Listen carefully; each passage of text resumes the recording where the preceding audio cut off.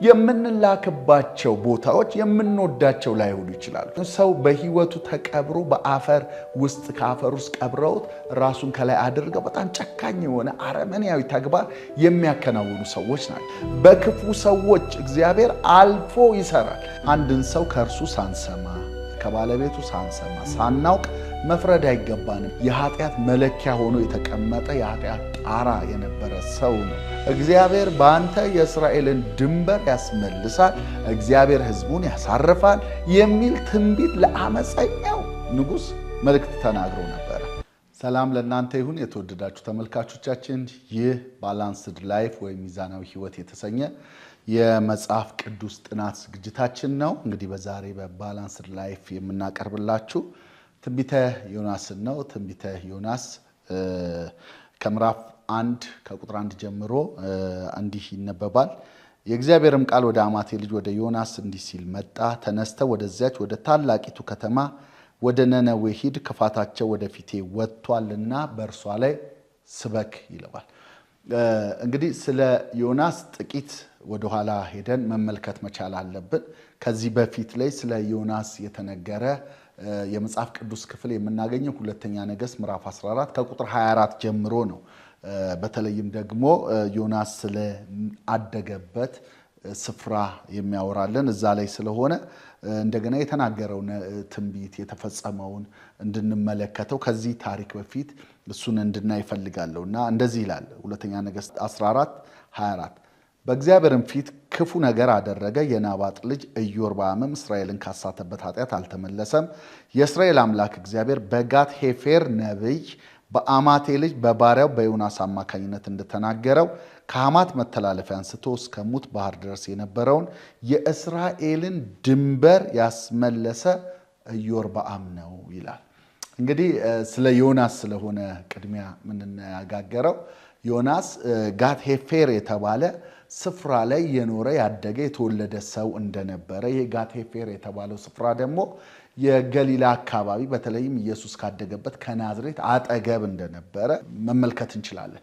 እንግዲህ ለምንድነው ይሄንን ከገሊላ አካባቢ ነው የሚለውን ነገር የፈለከው ካላችሁኝ፣ ፈሪሳውያን ኢየሱስ ክርስቶስ በመጣበት ጊዜ ላይ በተለይም ደግሞ ኢየሱስን ይዘውት እንዲመጡ ሰዎችን ልከው በነበረበት ጊዜ ሁሉ ሰው እየሰማው ስለሆነ ይዘውት መምጣት ባለመቻላቸው ምክንያት ሲከሷቸው፣ ሲኮንኗቸው እንደውም ይህ ትውልድ እርጉም ነው በማለት ሲናገሩ እንመለከታለን። የዛ ጊዜ ላይ ኒቆዲሞስ የተባለው የሕግ መምህር ኢየሱስን በማታ ሄዶ የተገናኘው ሰው ስለ ሕጋቸው ጠቅሶ አንድን ሰው ከእርሱ ሳንሰማ ከባለቤቱ ሳንሰማ ሳናውቅ መፍረድ አይገባንም በማለት ሲናገር፣ እነዚህ ፈሪሳውያን ግን አንተ ሰው ነቢያት ከገሊላ እንደማይነሱ አታውቅም? አላነበብክም? ምን በማለት ከገሊላ ነቢይ እንደሌለ ፈሪሳውያን ሲናገሩ እንመለከታለን።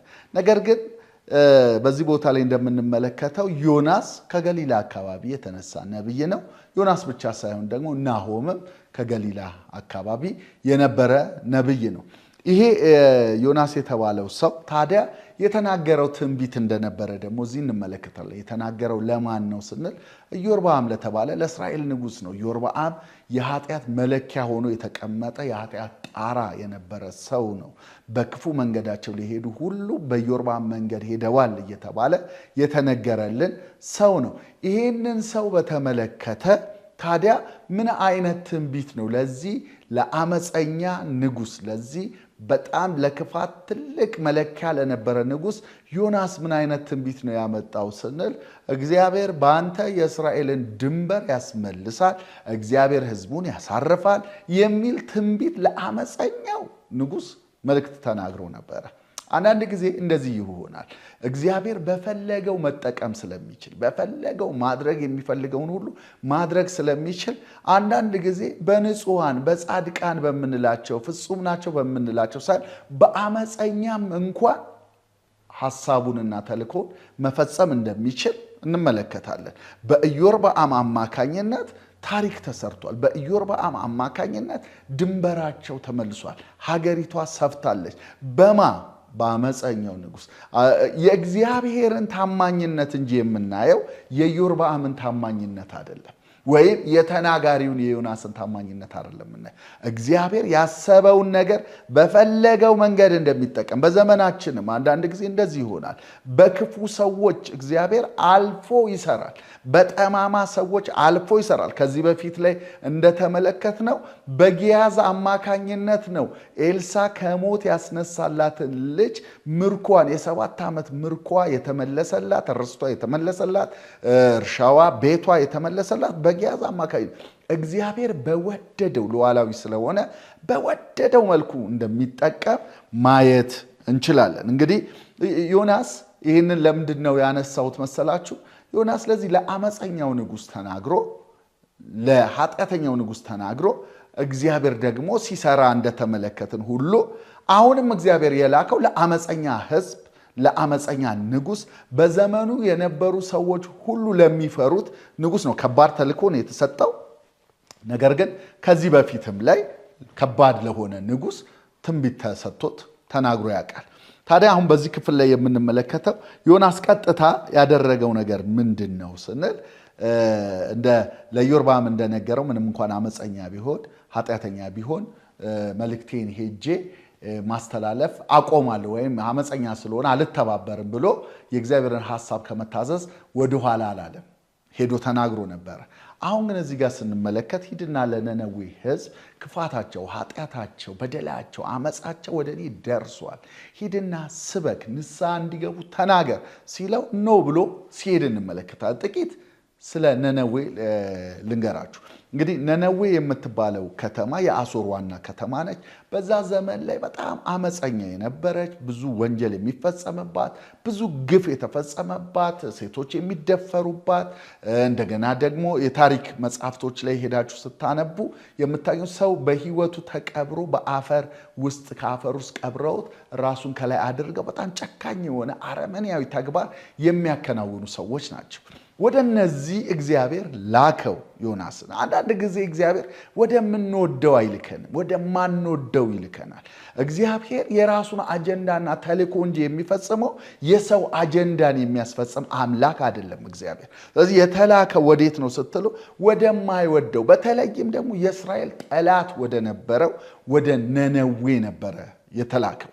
እንግዲህ ይሄ ነነዌ የተባለው ከተማ እግዚአብሔር እንደተናገረው ክፋታቸው ወደፊቴ ደርሷል ብሎ እግዚአብሔር በጣም በአመፃቸው ላይ ሊፈርድባቸው እንዳለ ያመለክታል። እንግዲህ እግዚአብሔር ዮናስን ብቻ አይደለም በጣም በርካታ ሰዎች ወደማይወዱት ቦታ ይልካቸዋል። ለምሳሌ ያክል መጽሐፍ ቅዱሳችንን ስንመለከት ወደ ሳኦል በኋላ ላይ ጳውሎስ ወደ ተባለው ሰው የተላከውን አናንያ የተባለውን ሰው ስንመለከተው ሳኦል ማለት ምን አይነት አመፀኛ ሰው እንደሆነ፣ ምን አይነት ቅዱሳን የሚያሳድድ ቤተክርስቲያን የሚያባርር ሰው ነው። እግዚአብሔር ሂድ ብሎ ሲናገረው ሂድና ለዚህ ሰው ስበክለት፣ ሂድና ንስሐ እንዲገባ አድርገው ሲለው ኖ አልሄድም፣ ይሄ ሰው እኮ እንዲህ የሚያደርግ ሰው ነው ብሎ ከእግዚአብሔር ጋር ሲከራከር እንመለከታለን። ነገር ግን ታዞ ደግሞ ሄዶ ሲፈጽም እንመለከታለን። የምንላክባቸው ቦታዎች የምንወዳቸው ላይሆኑ ይችላሉ። ነገር ግን እግዚአብሔር ይወደዋል። ሳኦልን ስንመለከተው የኃጢአተኛ ዋና ወደ መሆን ወደ እኔ ይላል። የእግዚአብሔርን ትዕግስቱን ያሳይ ዘንድ ይላል። ወደር የሌለውን ትዕግስቱን ለማሳየት ይላል። ምን ማለት ነው ስንል እግዚአብሔር ወደ ሳኦል የመጣው ለካ ትዕግስት ለማሳየት ነው። ልክ እንደ ሳኦል አይነት ማንነት ያላቸውን ሰዎች እግዚአብሔር አሁንም ይፈልጋል። እንደ ነነዌ ያሉ ህዝቦች እግዚአብሔር አሁንም ይፈልጋል። የሚልከን ወደ እነዚህ ወደ ኃጢአተኞች፣ ወደ ጨካኞች፣ አረመኔ ወደሚባሉ ሰዎች እግዚአብሔር ይሄድና እነዚህን ሰዎች ይመልስና ትዕግስቱን፣ ምሕረቱን፣ ጸጋውን ይሰጣቸውና ለሚቀጥለው ትውልድ ደግሞ ትምህርት ያደርጋቸዋል። ስለዚህ ዮናስ የተላከው ከባድ ቢሆንም ነገር ግን አመፀኞች፣ ጨካኞች ቢሆኑ የእግዚአብሔርን ትዕግስትና ምሕረትን እግዚአብሔር ሊያሳይባቸው ከተመለሱ ሊመልሳቸው ነው። ነገር ግን መጽሐፍ ቅዱሳችን ሲነግረን ነነዌ ለዮናስ በጣም ቅርብ ነች። ተርሴስ ለዮናስ በጣም ሩቅ ነች።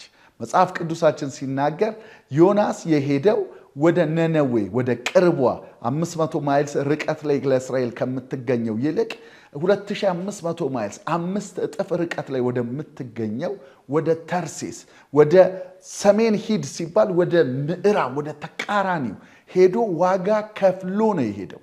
ለምን ሲባል ይሄ ሰው እነዚህ ሰዎች በእኔ ስብከት ከሚመለሱ እግዚአብሔር እንዲያጠፋቸው መልእክቴን አላስተላልፍም ሲል እንመለከታለን። እግዚአብሔር ግን የተልእኮ አምላክ ስለሆነ ሉዓላዊ ስለሆነ ያሰበውን ስለሚፈጽም ማዕበል በማስነሳት ወጀብ በማስነሳት ንፋስ በማስነሳት የገባበትን መርከብ በማናወጥ ወደ ተልእኮው እንዲገባ እግዚአብሔር ሲያደርግ እንመለከታለን።